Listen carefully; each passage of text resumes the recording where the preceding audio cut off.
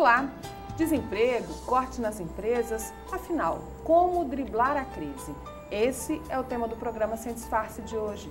Participam com a gente o secretário-geral da Associação Comercial e Industrial de Palmas, Iranilson Mota, o presidente da Câmara de Dirigentes Lojistas de Palmas, Davi Gouveia, e também o jornalista Antônio Neves. Eu agradeço a presença de todos vocês aqui e começo perguntando: essa crise chegou a que ponto no nosso estado, mais especificamente na nossa cidade, que é onde as duas entidades atuam? Olha, é uma conjuntura nacional, nós podemos dizer assim, porque não se trata de um problema localizado no Tocantins. Eu acho até que o Tocantins, essa crise, ela demorou um pouco a chegar aqui, até porque a nossa indústria é incipiente, nosso forte é o agronegócio, então isso aí, e o agronegócio está em alta, logicamente nós demoramos um pouco a sentir isso aí. Talvez sentir um pouco na construção civil, que em função do aumento dos juros da Caixa Econômica, os juros de financiamentos, não só os juros, mas também cortes de financiamentos. Mas já está voltando, com um patamar um pouco mais alto, mas já está voltando. Eu acho que essa crise ela demorou um pouco a chegar até o Tocantins, mas chegou. O que a gente tem feito no nosso caso específico? Resolvemos fazer essa parceria entre CDL e a CIPA e mais outras entidades também que estão com a gente, que é a Associação dos Supermercados, a Associação dos Atacadistas e do Material de Construção, que é a Comac. E já temos também o apoio já confirmado da Prefeitura de Palmas e da FEComércio. Estamos aguardando a posição do governo do estado. Como todos os anos eles participam, logicamente, esse ano temos certeza que eles não irão ficar de fora.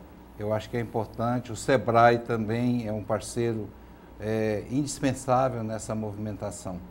Então, o certo é que a crise chegou e nós não podemos ficar, vamos dizer assim, acomodados diante dessa realidade. É uma realidade, nós temos que enfrentar. De outras vezes, a gente ficava fazendo, no caso da CDL, fazia uma campanha grande no final de ano, e esse ano nós achamos por bem chamar outras entidades, fizemos uma reunião, e para participar juntos, e ao invés de fazer uma grande campanha no final do ano, que é o Natalzão, que já é consagrado, fazer várias campanhas durante o ano, exatamente para cada momento ter essa alavancagem em termos de vendas para o comércio. E o comércio, como que ele participa dessas campanhas? Olha, nós começamos com a campanha agora de Páscoa, ela deveria ser um pouco mais alongada, mas nesse período nós fizemos um sorteio, foi feito um sorteio de 12 ovos de Páscoa por dia, durante uma semana. Então isso aí já foi o lançamento inicial, assim vamos dizer, da campanha. Vem outra agora, que é Amor de Presente em Dose Dupla, que nós vamos premiar, vai ter carro de presente, vai ter carro de sorteio, vai ter motos e outros brindes também. Essa vai ser, o comerciante ele precisa comprar o kit, ele precisa, vamos dizer assim, identificar a sua loja, vai ter toda uma estrutura para a identificação da loja dele. E, logicamente, ele vai ter uma participação também, que não é normal e não seria interessante e nem educativamente que fosse totalmente de graça. Então, ele vai ter que comprar os cupons e para distribuir com seus clientes. Iranilson, lá na CIPA, qual a reclamação que mais se tem desse período de crise? É a demissão? É o enxugamento? Como é que vocês estão enxergando, assim, onde efetivamente a crise está acontecendo entre os empresários? Perfeito. Nós temos dados do Instituto Anomaco, que é a Associação Nacional de Material de Construção, onde ela tem a representação aqui no estado, a Comac, né? E a CIPA também se solidariza com esses dados, né? Onde mostra que a região sul e sudeste ele teve um crescimento ínfimo de 2 a 4% em comparação com o mesmo período do ano passado, né? Isso no segmento da construção civil. Na região norte e nordeste nós tivemos um crescimento pequeno de mas bem maior em comparação, por exemplo, à região sul e sudeste. Nós tivemos um crescimento de 8% a 10%. Mas nós estamos falando de números que há 3, 4 anos atrás nós tínhamos um crescimento de 22%, 24%. Né?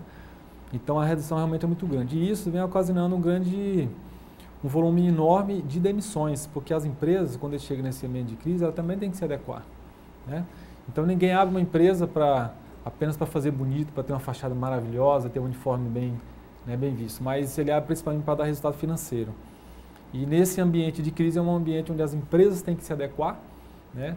Onde elas também procuram as entidades representativas. Né? Então a nossa entidade, tanto a CIPA quanto a CDL, são entidades sem fins lucrativos, mas que procura fazer a defesa do empresário em prol de uma melhoria e da retomada principalmente do crescimento.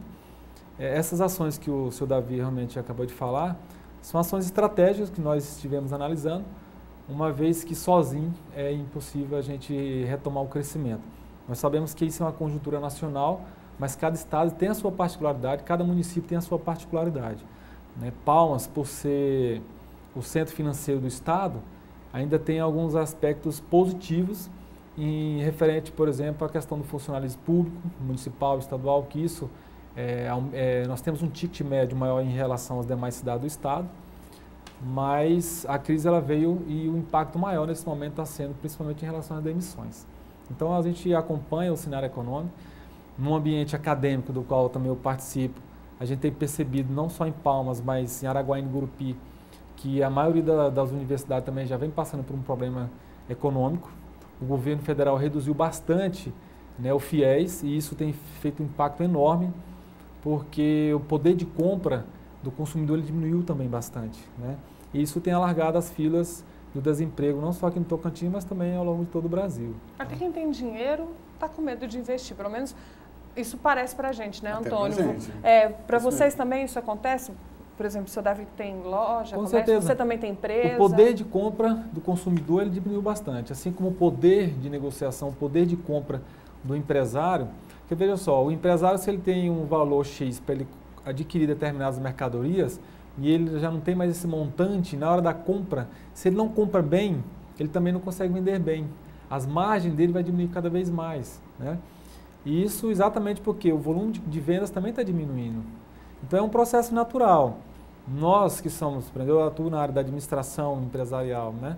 A gente vê que nesse momento não é o momento também do empresário recuar.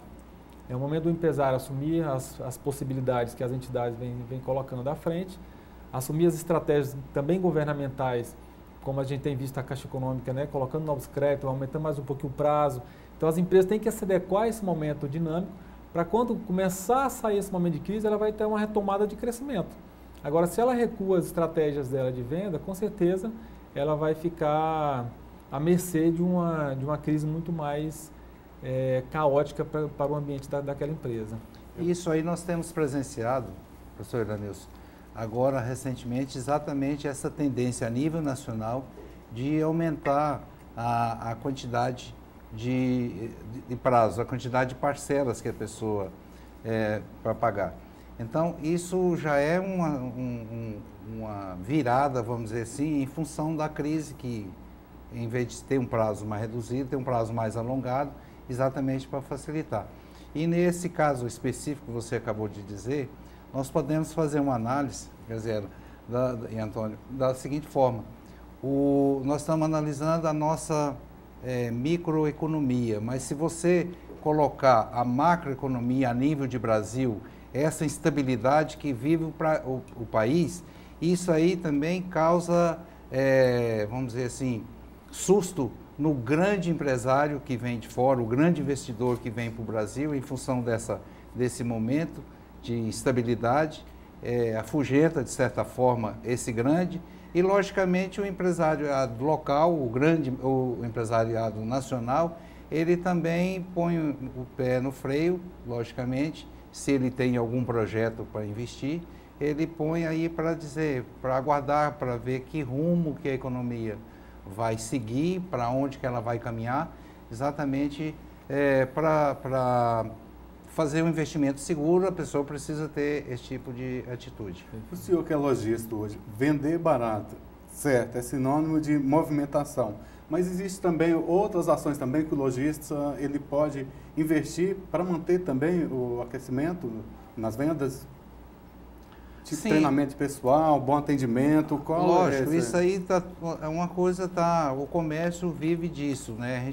Por isso a gente tem tido feito várias palestras em parceria com o Sebrae, palestras não só motivacionais, mas palestras e cursos de qualificação mesmo da mão de obra, porque não basta você ter um vendedor otimista, alegre, ajuda, mas ele precisa ter mais qualificação. Conhecer produto e por aí vai. Então isso também faz parte de todo um mix que precisa ter um lojista, né? Com certeza.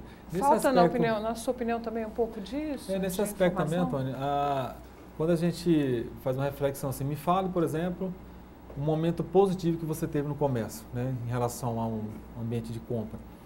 A gente pode lembrar 1 ou 2 itens, né? Uhum. Mas quando você fala assim, me fale um momento negativo, imediatamente você apresenta vários, né? Vários. Então isso fica guardado na memória do consumidor. Então esse é um aspecto que o empresário não pode, né? Ele não pode deixar de investir, que é na sua equipe técnica, né? É na vitrine da sua empresa, é no layout da sua empresa, na fachada do seu negócio, uma vez que o cliente ele se tornou hoje muito seletista, né? A comunicação ela facilitou muito para o cliente hoje. O cliente ele toma uma decisão em casa antes de ir ao comércio, porque ele vai no iPhone, ele vai no smartphone, ele consegue já pesquisar, comparar preço, localização, se tem estacionamento acessível ou não. Produto, marca. Exato, então fica muito mais fácil para o cliente tomar uma decisão. Agora, a experiência sensorial, a experiência emocional que ele vai ter no ambiente da empresa, aquele momento tem que ser um momento único. E o empresário não pode, nesse momento, desistir, né? Parar de investir, essa é a realidade. Porque muita gente fala o seguinte, a gente atua no segmento desse ambiente de treinamento, o empresário, a primeira coisa que ele tira, que ele reduz, são os investimentos de capacitação e desenvolvimento pessoal. E deveria ser o inverso. Né? No momento de crise, é aí que você tem que botar o pé no acelerador e continuar preparando sua equipe. Ele tem que prestar atenção em quem está reclamando. Com certeza. Além de cortar também investimentos em marketing, publicidade, enfim, né? Que Isso deveria mesmo. ser o contrário. Eu preciso ir para um rápido intervalo, mas não sai daí que a gente já volta.